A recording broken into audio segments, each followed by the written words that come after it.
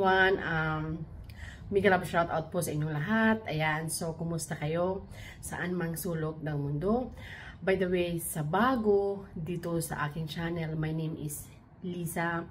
I am from Philippines. I'm currently working and living in Romania. Actually, guys, mayroon akong balita sa inyo. So, umuwi po ako last month, May. How to say? Kasi usually yung annual leave ko is every year, every May. Kasi tinataon ko yan na birthday ng nanay ko at piyesta sa lugar namin. So, ayan, umuwi ako last May. So, usually dito sa Romania, katulad ko na isa na akong resident dito, every year talaga akong umuwi. Pero mostly pag mga bago pa lang tayo, usually yung mga amo, binabayaran lang tayo the first year, and the second year, yun ang pinapauwi kayo sa Pilipinas after 2 years ng contract. Yung usually yung first year na annual leave ay binabayaran lamang kayo, depende sa amo, yun ay kung bago pa lamang kayo sa kanila. So, alam nyo guys, dito sa Romania ngayon, medyo mahina ang how to say, ang mga negosyo.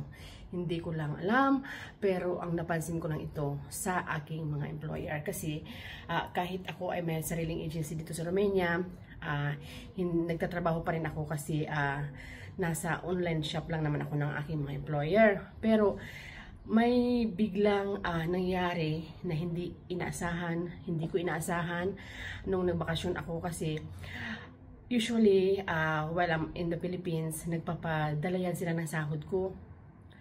So, nagtaka ako kasi habang nasa Pilipinas ako, hindi na nagre-reply yung amo kong lalaki kasi yung amo kong lalaki ang nagpapasahod sa akin, na minimisis ko siya na sabi ko na kailangan ko yung sahod ko kasi sabi ko nasa Pilipinas ako.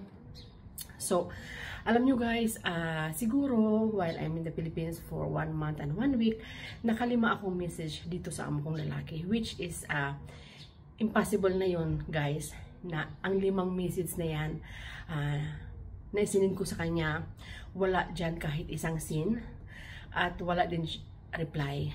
So ako, noong 3 days bago ako bumalik dito sa Romania, minisits ko siya ulit. Sabi ko, pag hindi mo ipapadala yung sahod ko, sabi ko, huwag niyong asahan na babalik pa ako sa inyo. So, ibig sabihin, sabi ko, hindi ka nagre-reply, hindi mo na ipadala ang sahod ko, that means, sabi ko, hindi mo na ako kayang pasahurin, huwag kayong umasa na babalik pa ako sa inyo. So, dumating ako June 16, June 15 ng gabi, dumating ako dito. So, Sunday, of course, kinaumagahan, dapat papasok na ako. Hindi na ako pumasok, guys. Kasi, ang last na message ko sa aking amo, pag hindi mo isinend ang aking sahod, hindi na ako babalik sa inyo. So, ibig sabihin, gusto niyo mangyari yun. Or maybe, ginawa nila yun, para ako mismo ang sumuko. Tama? Hindi ko alam, pero it doesn't matter. Kasi ako, kaya ko naman magtrabaho na walang amo, sa totoo lang. So, ayan guys. So, ngayon, wala na akong trabaho. Nag-focus na ako sa aking company ngayon.